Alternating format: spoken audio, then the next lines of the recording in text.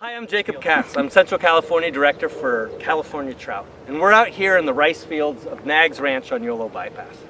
And we're here to talk about floodplains. So what's a floodplain? Well, a floodplain was the wetland that happened every winter when a river spreads out, when it floods the adjoining areas. And the whole Central Valley used to essentially be a large floodplain in some winters. These rice fields behind me were once one of the largest floodplains on the west coast of the Americas. They can be again.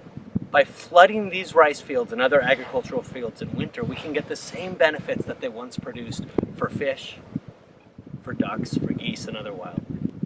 How? Well, it's very simple. What floodplains do is make food. Like any system, ecosystems depend on energy. But energy in these biological systems is called food. And where does the energy come from? Well, it comes from the sun.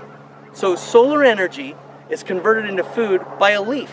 That leaf is the solar panel, and the battery where that energy is stored is called a sugar or a carbohydrate. When food for people is made, sunlight is converted into sugar by an agricultural crop, by corn or tomatoes, what have you. In the river system, it's very similar.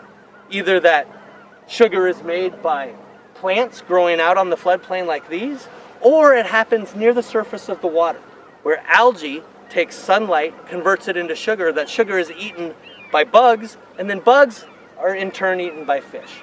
Again, sunlight, algae, bugs. Very simple, but incredibly productive. That engine of natural productivity can only happen when you spread water out, slow it down, and then allow it to grow them up, to create the incredibly fertile and productive environments on which all of our wildlife and fish populations depend. Over the last 100 years, we've lost over 95% of the Central Valley's floodplains, which means we're getting less than 5% of the energy into the system, which means that we are working with the crumbs. That is not necessary. It's entirely preventable. We can do better. We simply need to design the knowledge of how this system worked into the way we manage it. If we don't have floodplains, we don't have fish and wildlife.